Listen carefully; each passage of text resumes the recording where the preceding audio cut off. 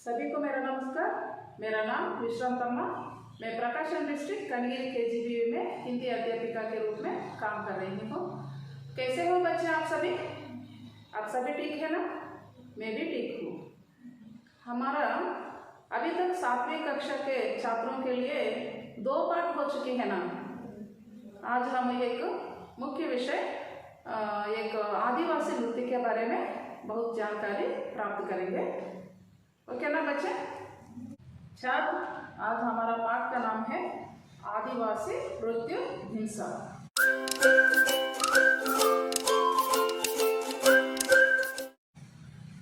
देखिए, ये पाठ तीसरा पाठ है। पाठ का नंबर 3।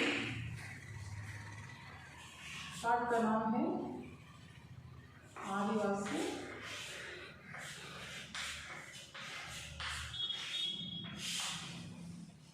नृत्य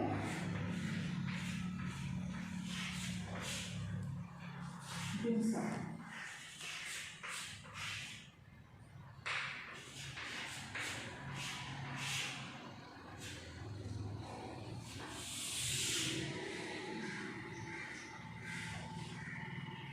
हमारा पाठ का नाम क्या है?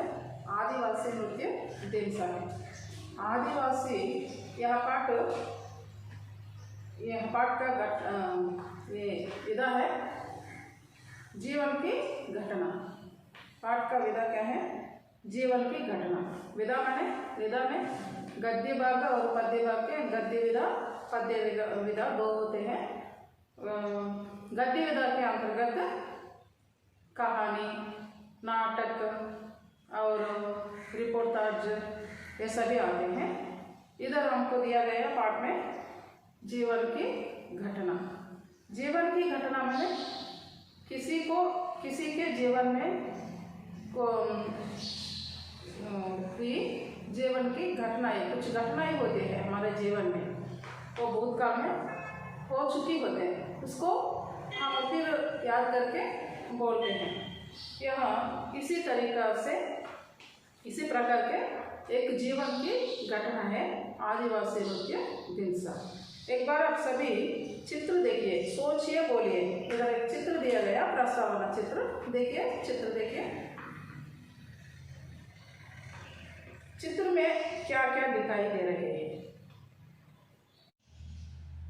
चित्र में क्या क्या दिखाई दे रहे हैं? देखिए ध्यान से, क्या दिखाई दे रहे हैं? स्त्रियां दिखाई दे रही है। अच्छा, स्त्रियां क्या कर रही हैं? क्या कर रहे हैं बच्चे बोलिए? स्त्रियां नाच रहे हैं, नृत्य करते हैं। नीचे प्रश्न है, देखिए प्रश्न, चित्र में क्या क्या दिखाई दे रहे हैं? पहला प्रश्न, उत्तर बोलिए। चित्र में स्त्रियां दिखाई दे रहे हैं। ఈ బొమ్మలో ఏమి కనిపిస్తుంది? ఏం కనిపిస్తుంది? స్త్రీయా దిఖాయి దే రహే హై। బొమ్మలో మనకి స్త్రీలు కనిపిస్తున్నారు। दूसरा प्रश्न देखिए, स्त्रियां क्या कर रही हैं? स्त्रियां क्या कर रही हैं बच्चे? बोलिए, क्या कर रहे हैं? स्त्रियां नृत्य कर रहे हैं, नहीं तो नाच कर रहे हैं। స్త్రీయా क्या कर रहे हैं? స్త్రీలు ఏం చేస్తున్నారు? స్త్రీయా నృత్య कर रहे हैं, స్త్రీలు నృత్యం చేస్తున్నారు। अब हम नीचे दिया गया एक इसके बारे में दिया गया, उसको देखिए। ऊपर दिए गए चित्र को देखिए। स्त्रियां नाच रही हैं। हमारी भारतीय संस्कृति में नृत्यों का भी बड़ा स्थान है। ढिंसा एक लोक नृत्य है। यह आदिवासियों का नृत्य है। इस पाठ में आदिवासियों के बारे में भी बताया गया है। उनके त्योहारों के बारे में भी बताया गया है। आज हम उनके बारे में पढ़ेंगे। बच्चे, अब तक हम इसमें पढ़ा है ना, इसमें दिया गया आदिवासियों का नृत्य के बारे में और आदिवासियों के बारे में दिया गया है। ఇప్పటి వరకు మనం చదువుకున్న విషయంలో ఆదివాసి గిరిజనుల గురించి వాళ్ళ యొక్క నృత్యం గురించి ఇక్కడ మనకు ఇచ్చారు. ఆదివాసి యొక్క నృత్యం. ఆదివాसी माने गिरिजनुలు, ट्राइबल्स. आदिवासी कहाँ रहते हैं? आदिवासी पहाड़ों के पास रहते हैं और इसके एक प्रत्येक नृत्य है. आदिवासियों का नृत्य का भी लोक नृत्य दिन से एक लोक नृत्य है. लोक नृत्य माने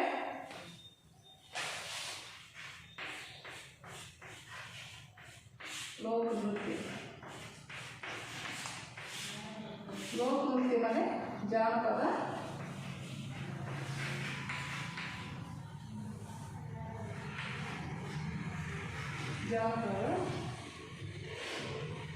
नृत्य. लोक नृत्य माने जानपद नृत्यम. जानपद नृत्य. जानपद నృత్యం అంటే ఇది ఒక కొన్ని ప్రాంతాలకు సంబంధించిన వాళ్ళకు సంబంధించినటువంటి నృత్యం. అంటే ఈ पहाड़ी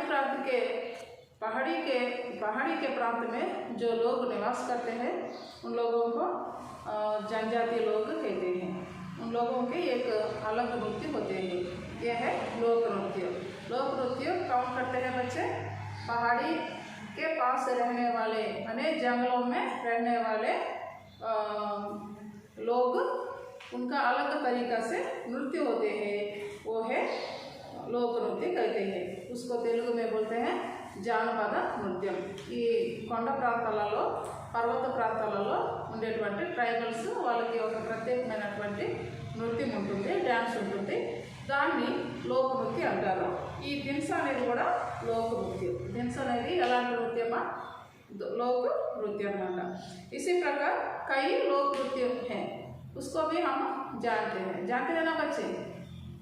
आप लोग जानेंगे तो बोलिए कौन कौन सा है लोक नृत्य. జానపద నృత్యాలు అయితే ఏమన్నా మీకు తెలుసా పిల్లలు? చెప్పండి. कोलाटम भी जानपद नृत्य. और गोंडू जनजाति के लोग भी उसको अलग नृत्य है. रेला नामक गाना में रेला पंक्ति होते हैं, वो भी अलग नृत्य करते हैं.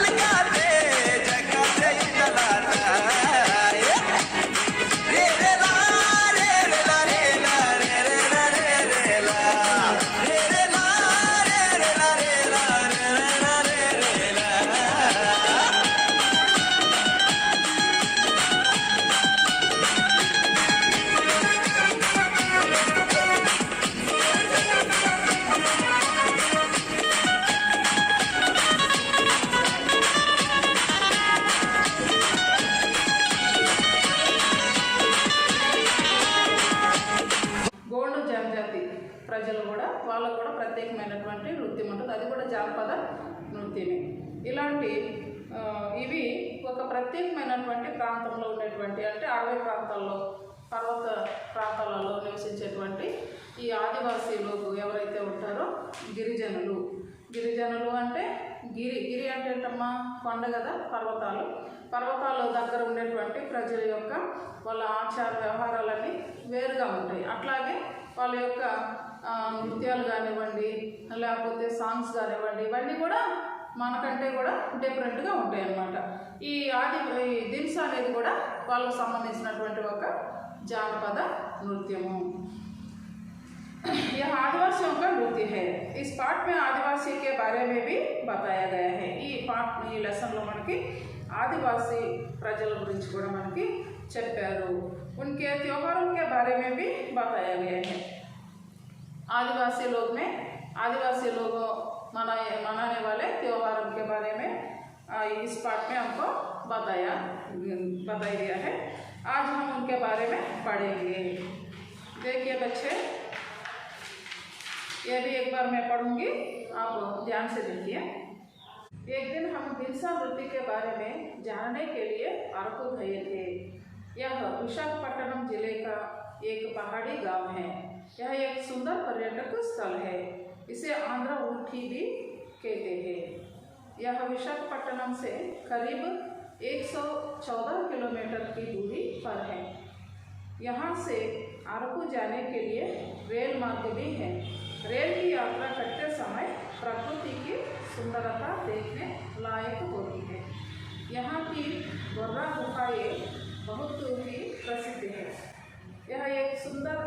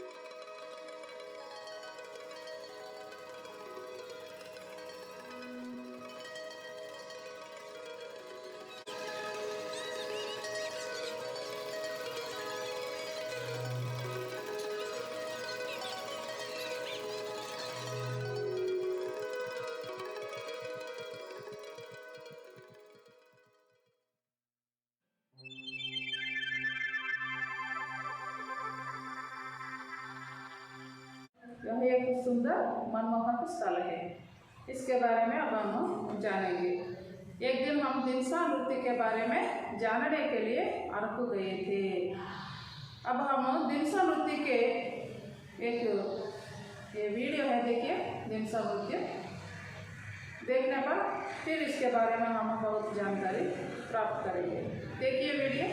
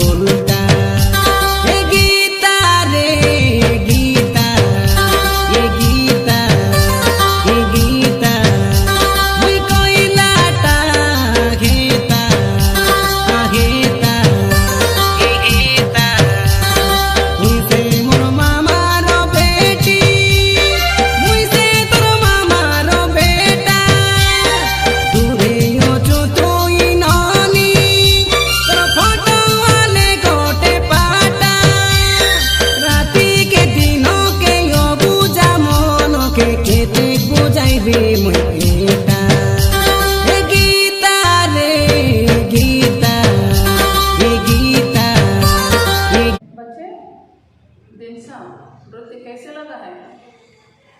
बोलिए। बहुत सुंदर लगा, बहुत मनमोहक लगा है ना। तो ये धिंसा नृत्य कहाँ के लोग करते हैं? कहाँ के लोग ఈ దింసా నృత్యం ఇప్పటి వరకు మీరు చూశారు కదా, చాలా బాగా అనిపించింది, అవును కదా. ఎక్కడ ప్రజలు ఈ దింసా నృత్యం చేస్తారు? कहाँ के लोग? आदिवासी लोग। आदिवासी लोग कहाँ रहते हैं? अरकू प्रांत में। अरकू, यह अरकू प्रांत कहाँ है? ये अरकू प्रांत में एక్కడ ఉంది? यह विशाखापट्टनम जिले का एक पहाड़ी गांव है अरकू। अरकू गांव, ये एक गांव है अरकू। यह विशाखापट्टनम जिले का एक पहाड़ी गांव है। ఈ అరకు అనే గ్రామం ఎక్కడుందంటే ఇది విశాఖపట్నం జిల్లాలో ఉంది। यह एक सुंदर पर्यटक स्थल है। अरकू एक सुंदर पर्यटक स्थल है। पर्यटक स्थल माने क्या है? यह स्थल देखने लायक होते हैं। इसको देखने के लिए देश के चारों ओर से लोग आते हैं। पर्यटक स्थल माने देखने के लिए बहुत लोग आते हैं, देख कर जाते हैं। इसी प्रकार के ज़्यादा पर्यटक स्थल हमारा రాష్ట్ర में है और राज्य में भी है। మన దేశంలో ఉన్న ఇట్లాంటి పర్యాటక స్థలాలు అలాగే మన ఆంధ్రప్రదేశ్లో కూడా ఈ పర్యాటక స్థలాలు ఉన్నాయన్నమాట। అయితే ఇది ఎక్కడ ఉంది ఈ పర్యాటక స్థలం? అరకు, విశాఖపట్నం జిల్లాలో అరకు అనేది ఒక చిన్న గ్రామం। ఇది ఒక పర్వతం దగ్గర కొండల్లో ఉంటుందన్నమాట। पहाड़ी गांव है। यह एक सुंदर पर्यटक स्थल है। इसे आंध्र ऊटी भी कहते हैं। ఈ అరకుని ఆంధ్ర ఊటీ भी कहते हैं, అంటే ఆంధ్ర ఊటీ కూడా అంటారు। ఆంధ్ర ఊటీ అంటే ఊటీ ఎక్కడ ఉంది అసలు? ఊటీ कहाँ है? ऊटी तमिलनाडु में नीलगिरी पर्वत के प्रांत को ऊटी यह भी बहुत देखने सुंदर लगते हैं, देखने लायक स्थान है। ऊटी कैसे लगते हैं देखने के लिए? ఈ ఊటీ కూడా తమిళనాడు రాష్ట్రంలోది। ఈ ఊటీని చాలామంది చూడడానికి వెళ్తారు। ఊటీ ఎలా ఉంటుందంటే बहुत ठंडा होते हैं, वातावरण बहुत ठंडा होते हैं, सुहावना होते हैं। गर्मी के समय में बहुत जन ऊटी में जाकर ऊटी में बहुत देखने लायक स्थान है, इसलिए बहुत लोग गर्मी के समय में जाते हैं, क्योंकि हमारे पास बहुत गर्मी होते हैं, उधर ठंडा ठंडा हवा होते हैं। इसलिए सभी लोग, ज़्यादा लोग पर्यटक जो होते हैं, पर्यटक लोग, उन लोग वहाँ जाते हैं ऊटी में। ऊटी कहाँ है? ऊटी नीलगिरी पर्वत प्रांत है, यह तमिलनाडु में है। तो अरकू को भी आंध्र का ऊटी कहते हैं। ఈ అరకుని ఆంధ్ర యొక్క ఊటీ అంటారు। అంటే తమిళనాడుకి వాస్తవంగా ఊటీ అనే ప్రాంతం తమిళనాడులో ఉంది। అయితే అరకు ఉంది కదా, ఈ అరకు విశాఖపట్నం జిల్లాలో ఉంది। దీన్ని ఆంధ్ర యొక్క ఊటీ అంటారు, అలా దీన్ని పిలుస్తారన్నమాట। ఎందుకంటే ఊటీలో ఎలా ఉంటుందో వాతావరణం చూడడానికి, అక్కడ పచ్చని వాతావరణం అంతా, కొండలు పచ్చగా, అక్కడ చాలా మరి వాటర్ ఉంటుంది, చల్లగా ఉంటుంది, చూడడానికి చాలా అందంగా ప్రకృతి ఉంటుందన్నమాట। అరకు ఊటీలో ఎలాంటి ప్రకృతి ఉంటుందో అలాంటి ప్రకృతి సౌందర్యం ఇక్కడ అరకులో ఉంటుంది। అక్కడికి వెళ్తే మనం చాలా ఎంజాయ్ చేయొచ్చు అన్నమాట, అట్లాంటి ప్లేస్। ఇవన్నీ కూడా చూడదగినవి మనకు। అలా అప్పుడప్పుడు అట్లాంటి ప్రాంతాలు మనం సందర్శించినప్పుడు మన భౌగోళిక పరిస్థితులను మనం తెలుసుకోగలం, అట్లాగే మనసు కూడా చాలా ప్రశాంతంగా ఉంటుంది, ఆహ్లాదకరంగా ఉండేటువంటి వాతావరణంలో మనం ఉంటే మైండ్ కూడా బాగా ఫ్రెష్ అవుతుందన్నమాట। ఇలాంటి ప్రాంతాలు మనం చూడదగినవి, మనకు అవకాశం కుదిరినప్పుడు చూడాలి। అయితే ఈ ఆంధ్ర ఊటీ అని అరకుకి పేరుంది। అట్లాగే ఇంకా మనకి సమ్మర్లో చిత్తూరులో ఉండేటువంటి ఆర్సిల్ కొండలు ఉన్నాయి, పర్వత ప్రాంతాలు, అవి కూడా సమ్మర్లో అక్కడ కూడా వెళ్తారనమాట, ఇట్లాంటి ప్రాంతాలు। అయితే ఇప్పుడు మనం ఈ అరకు గురించి అట్లాగే ఊటీ గురించి కూడా ఒక వీడియో చూద్దామా?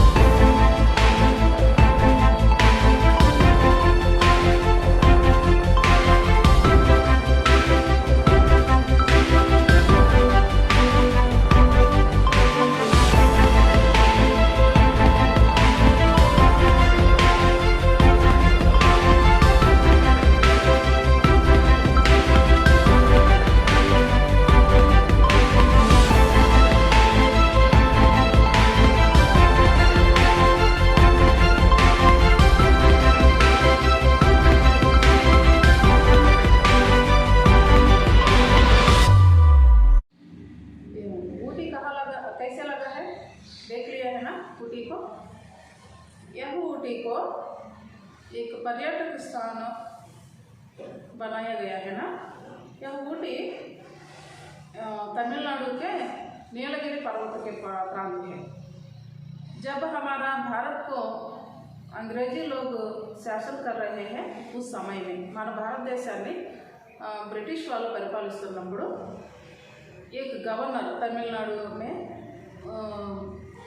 जो गवर्नर है वो इसको खरीद कर पर्यटक स्थान बनवाया है।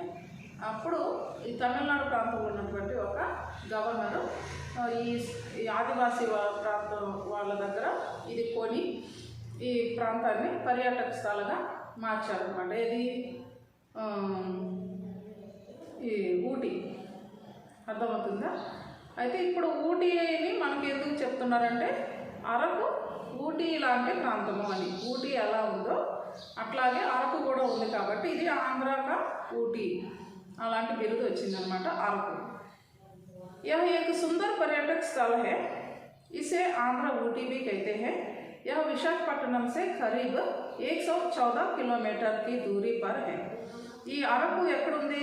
విశాఖపట్నం జిల్లా నుండి ఒక 114 కిలోమీటర్ల దూరంలో ఉంది। విశాఖపట్నానికి అరకుకి మధ్య దూరం ఎంత ఉందంటే 114 किलोमीटरలు, 114 किलोमीटर दूरी पर है। यहाँ से अरकू जाने के लिए रेल मार्ग भी है। अरकू जाने के लिए रेल मार्ग भी है।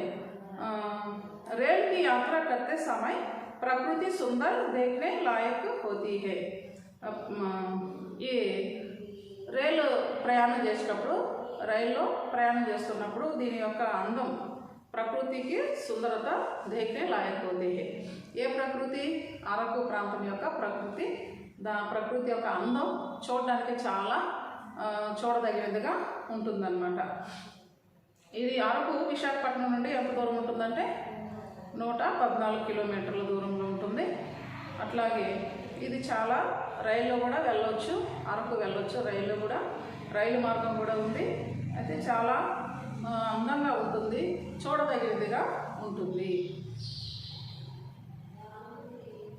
यहाँ की बर्रा गुफाएं बहुत ही प्रसिद्ध है। कहाँ? अरकू में यह देखने के बहुत लायक स्थान है। लेकिन इधर एक गुफाएं हैं, బొర్రా గుఫాయే. ఈ బొర్రా గుహలు ఈ గుహలు చాలా బాగుంటాయి అన్నమాట. యహ్ ఏక్ సుందర్ మనమోహక్ స్థల్ హై. ఇందులో ఒక ప్రసిద్ధమైనటువంటి స్థానం ఏంటంటే అది బొర్రా గుహలు. మనకు కూడా చాలా ఇంకా ఇక్కడ పర్యాటక స్థలాలు ఉన్నాయి, గుహలు ఉన్నాయి. ఇక్కడ మనకి మహానంది అనే ప్రాంతంలో కూడా బేలూన్ గుహలు ఉన్నాయి. ఇట్లాంటి గుహలు కూడా ఉన్నాయి. ఈ బొర్రా గుహలు చాలా చూడదగినగాను, అట్లాగే మనకి ఆ గుహలు చూసినప్పుడు చాలా ఎంజాయ్ చేయవచ్చు అన్నమాట. బొర్రా గుహలు एक सुंदर मनमोहक స్థానం.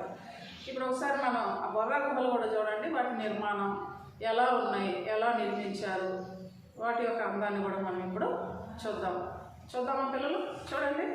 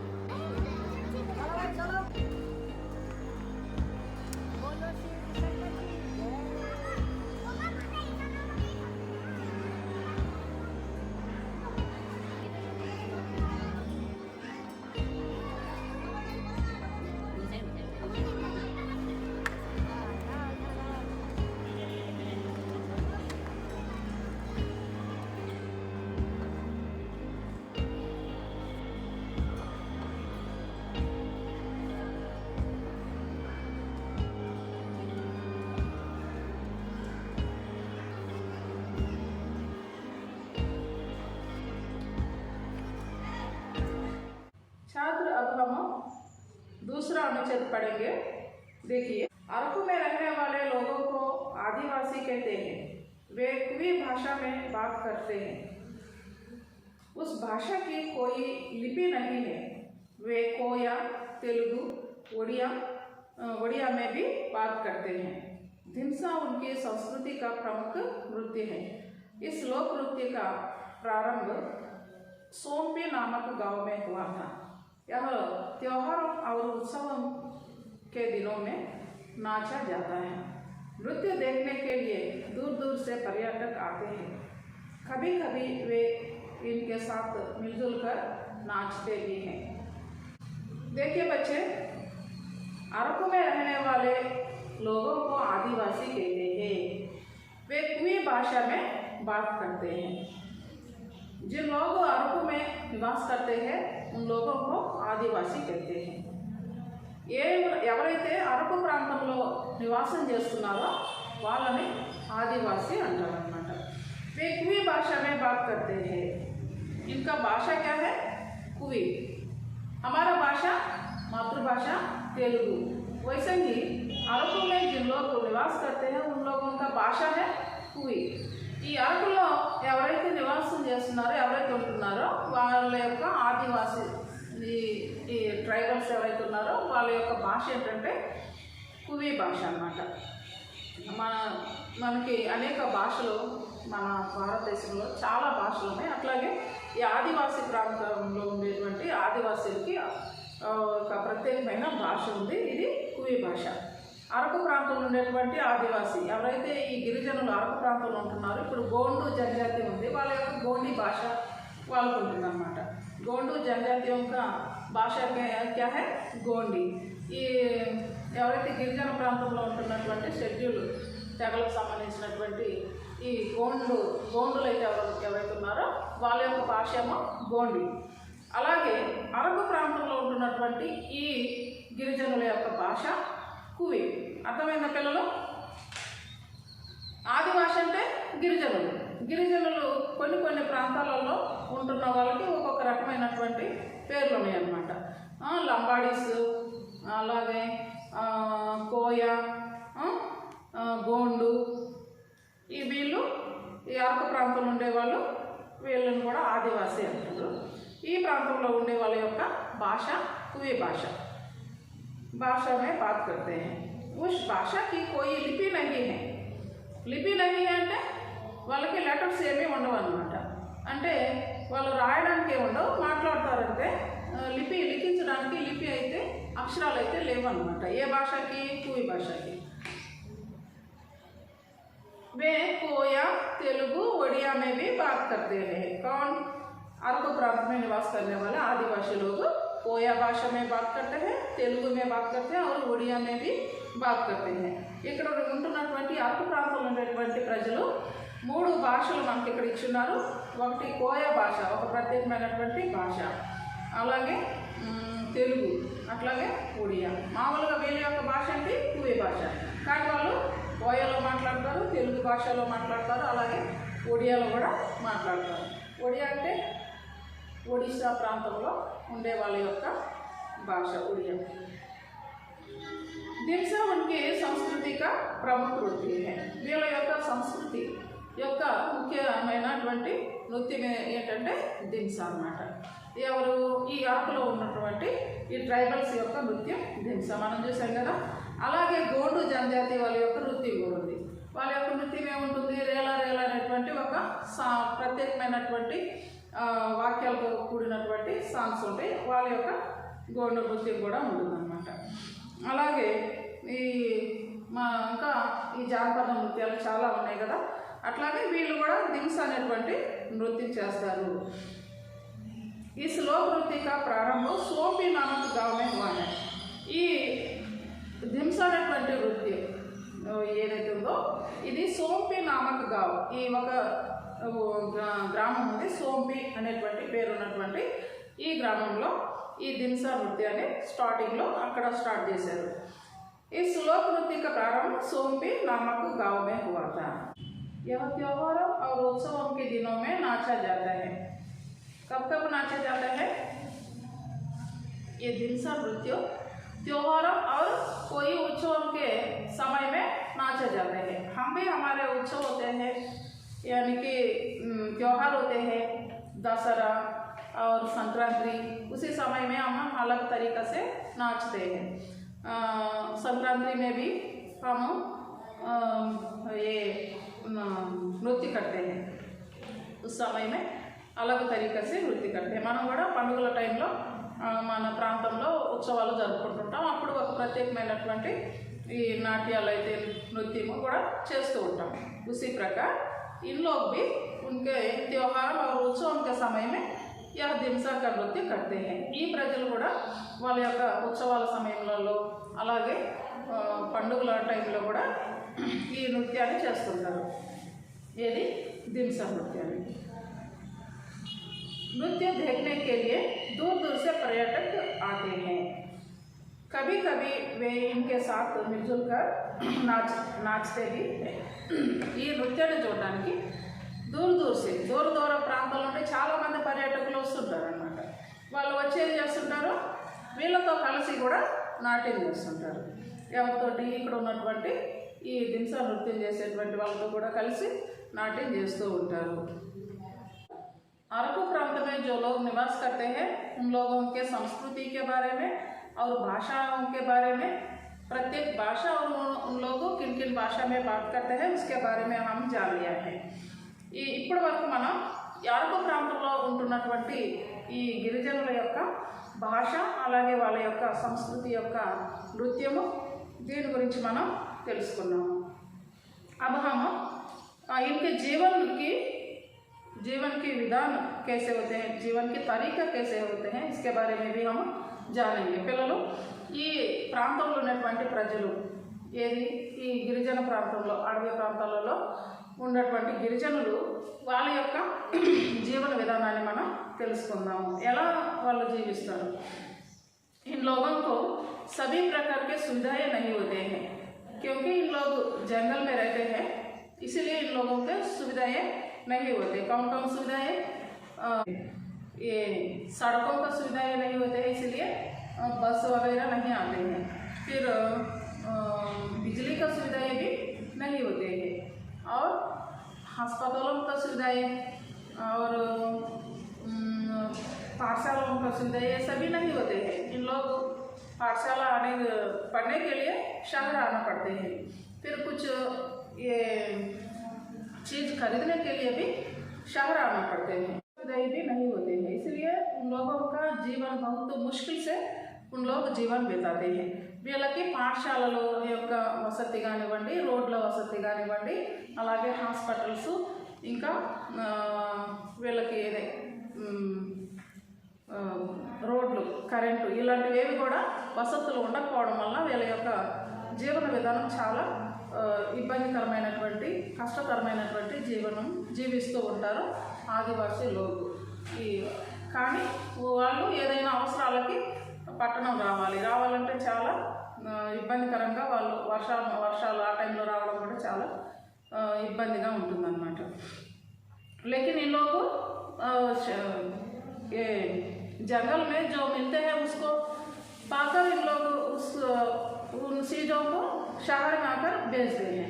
जंगल में क्या मिलते हैं, उसको क्या क्या मिलते हैं, जंगल में रीटा मिलते हैं, इमली मिलते हैं और काफ़ी मिलते हैं, शहद मिलते हैं.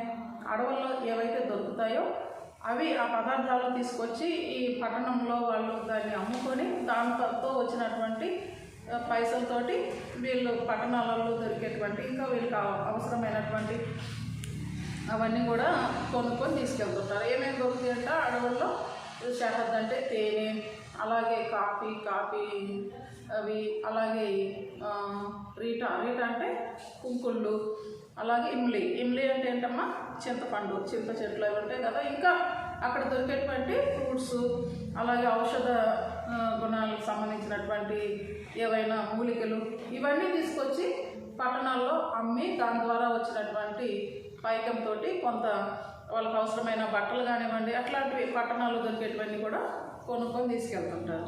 ఈ విధంగా చాలా కష్టతరమైనటువంటి జీవన విధానం ఉంటుంది వీళ్ళకి. ఇప్పుడు మన सरकार, हमारा सरकार अभी उन लोगों को ये सभी सुविधाएं प्रावधान किया होगा. इपड़िपड़ु इंका मन सरकार गवर्नमेंट एवరైతే ఉన్నారో ఈ గవర్నమెంట్ ఇప్పుడిప్పుడు వాళ్ళకి అన్ని రకాలైనటువంటి వసతులు కల్పిస్తున్నారు. రోడ్లు కానివ్వండి, అలాగే కరెంటు, ఇంకా పాఠశాలలు, హాస్పిటల్స్ ఇవన్నీ ఇప్పుడు ఇంకా కూడా కొన్ని ప్రాంతాల్లో ఈ వసతులు అయితే లేవు పిల్లలు. కానీ మనకి అన్ని వసతులు ఉన్నాయి కదా. మనం ఎలా చదువుకోవాలి, బాగా చదవాలి. ఈ వసతులన్నిటిని ఉపయోగించుకొని మనం ఇంకా చాలా బాగా మన జీవనాన్ని గడపాలి. अब हम तीसरा अनुच्छेद पढ़ेंगे. देखिए, धिमसा का अर्थ है कूदना, जोर जोर से कदम हिलाना. जहाँ नृत्य किया जाता है उस स्थान को चावड़ी कहते हैं। वे तुड़मु नामक वाद्य यंत्र का उपयोग करते हैं। इस नृत्य में एक मुख्य नाटक रहता है, इसे नाटककारी कहते हैं। वह एक हाथ में मोर के पंख और दूसरे हाथ में बांसुरी लेकर नाचता है। यह नृत्य गोलाकार में मानवहार की तरह बनकर नाचते हैं। दल के सभी लोग नाटककारी के अनुसार नाचते हैं। और चौथा अनुच्छेद भी पढ़ेंगे। देखिए, वे कोर्रपट्ट, इटुकल पंडुग, मोदुकोंडम्म जातरा, नंदी, विटिंग त्योहार मनाते हैं। मोदुकोंडम्म उनकी देवी है। उत्तर आंध्र ओडिशा के लोग मोदुकोंडम्म की पूजा करते हैं। यहाँ होने वाले जातरा बहुत प्रसिद्ध है। आंध्र सरकार यहाँ पर तरह तरह के उत्सवों का आयोजन करती है। यह सुंदर और मनमोहक स्थान है। बच्चे, अब हम ये अनुच्छेद के बारे में थोड़ा सा स्पष्टीकरण देखेंगे। दिनसा का अर्थ है कूदना, जोर जोर से कदम हिलाना। दिनसा का अर्थ भी है। अर्थ क्या है? कूदना, जोर जोर से कदम हिलाना। कूदना माने जंप करना और कदम हिलाना। ఈ దిన్స్ అనే పదానికి ఒక అర్థం కూడా ఉందన్నమాట. ఏంటంటే కూదున, జోర్ జోర్ సే కదం హిలానా. కూదున అంటే జంప్ చేయడం లేక దుంకడం. और जोर जोर से कदम हिलाना, स्पीड पादाలు अड़ुगुलु गदपड़म अन्नमाट. जहाँ नृत्य किया जाता है उस स्थान को चावड़ी कहते हैं। यह धिंसा नृत्य जहाँ किस प्रांत में करते हैं उस प्रांत को क्या बोलते हैं? चावड़ी कहते हैं। क्या कहते हैं बोलिए? चावड़ी कहते हैं। जहाँ नृत्य करते हैं, नृत्य करने वाले स्थान को चावड़ी कहते हैं। इसको याद रखिए। वे तुड़मु नामक वाद्य यंत्र का उपयोग करते हैं। नाट्य करते समय तुड़मु नामक वाद्य यंत्र को उपयोग करते हैं। వీళ్ళు తుడుము అనేటువంటి ఈ నాట్య ఇది ఉంటుంది కదా, म्यूजिक प्ले చేసేది तुड़मु అనేటువంటి ఒక अब हम तुड़मु वाद्य यंत्र जो है उसको हम अब देखेंगे। देखिए, उन लोग बजाते हैं तुड़मु को। ఈ तुड़मु అనేటువంటి వాద్యం ఏదైతే ఉందో దాన్ని ఇప్పుడు మనం వీడియోలో చూద్దాము. అక్కడ దాన్ని వాయిస్తున్నారు, చూడండి.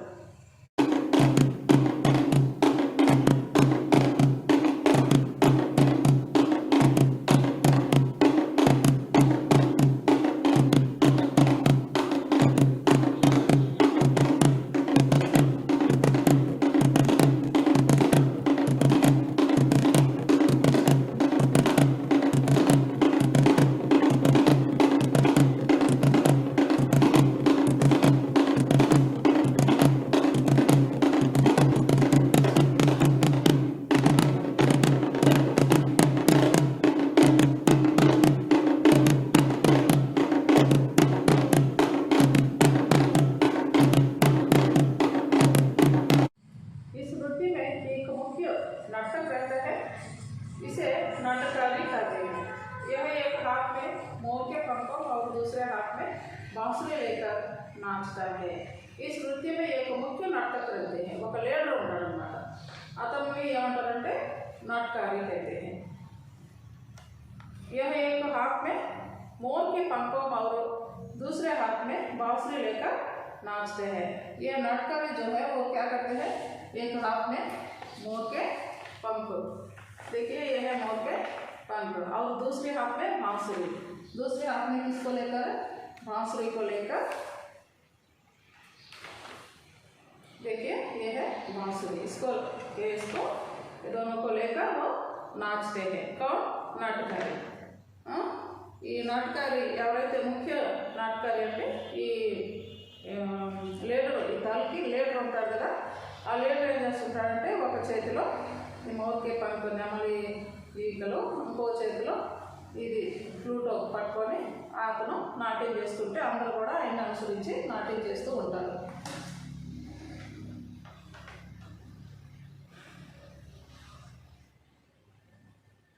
वह एक हाथ में मोर के पंख और दूसरे हाथ में बांसुरी लेकर नाचते हैं। यह नृत्य गोलाकार में मानव हार की तरफ बनकर नाचते हैं। हम अब ये चित्र देखिए, चित्र में है, हम चित्र में देख लिया है ना, మనం ఈ బొమ్మలో చూసాం కదా, इस प्रकार यह नृत्य गोलाकार में मानव हार की तरफ बनकर, మానవ హారం అంటే ఒక హారం లాగా, మనుషులతోటి ఉన్నటువంటి హారం లాగా మనం బొమ్మలో ఏదైతే చూసామో అలాగా రౌండ్గా ఉండి గోళాకారంలో ఉండి हार की तरफ बनकर नाचते हैं, आ विधंगा नाट्य చేస్తూ ఉంటారు। दल के सभी लोग नाटकारी के अनुसार नाचते हैं। यह दल में ये मुख्य नाटकारी जो होते हैं उसके अनुसार इन लोग भी नाचते हैं। वह किस प्रकार से नाचते हैं उसी प्रकार ये भी उनको अनुसरण करते हुए नाचते हैं। ये नाटकारी दल नायकुడు ఎవరైతే ఉంటాడో అతను ఎలా నాట్యం చేస్తున్నాడో, ఎలా నృత్యం చేస్తున్నాడో అతను అనుసరించి అదే రీతిలో వీళ్ళు కూడా, మిగతా వాళ్ళు కూడా నాట్యం చేస్తుంటారు, ఈ దళంలో ఉండేటువంటి అందరూ కూడా। और वे इधर दो प्रश्न भी दिया गया है। देखिए, आदिवासी के बारे में आप क्या जानते हैं और कुछ प्रमुख पर्यटक स्थानों के नाम बताइए। इसके बारे में आप अभी तक जो सुना है उसको भी लिख सकते हैं, और एक अनुच्छेद है उसके पढ़ने के बाद इसको भी पूरा जानकारी आप सभी को प्राप्त होते हैं।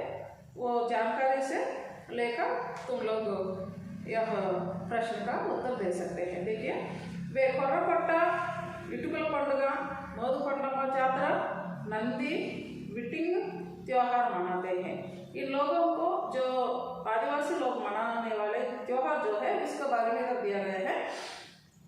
కొర్రకొట్ట, ఇటుకల పండుగ, మోదుకొండమ్మ జాతర, నంది విటింగ్ त्योहार मनाते हैं। వీళ్ళు ఈ ప్రాంతంలో ఉండేటువంటి వారు జరుపుకునేటువంటి పండుగల గురించి ఇక్కడ చెప్పారు। ఏమేమి పండుగలు చెప్పండి పిల్లలు? కొర్రకొట్ట, ఇటుకల పండుగ, మోదుకొండమ్మ జాతర, నంది విట్టింగ్, ఈ పండుగల పేర్లు మీరు గుర్తుపెట్టుకోవాలి। మనకు ఏదైనా ప్రశ్న వచ్చినప్పుడు వీళ్ళ యొక్క ప్రత్యేకమైనటువంటి పండుగల పేర్లు అడిగితే మనం రాయొచ్చు। ఏమేమి పండుగలు? కొర్రకొట్ట, ఇటుకల పండుగ, మోదుకొండమ్మ జాతర, నంది విట్టింగ్ त्योहार मनाते हैं। मोदुकोंडम्मा उनकी देवी है। इनको देवी कौन है?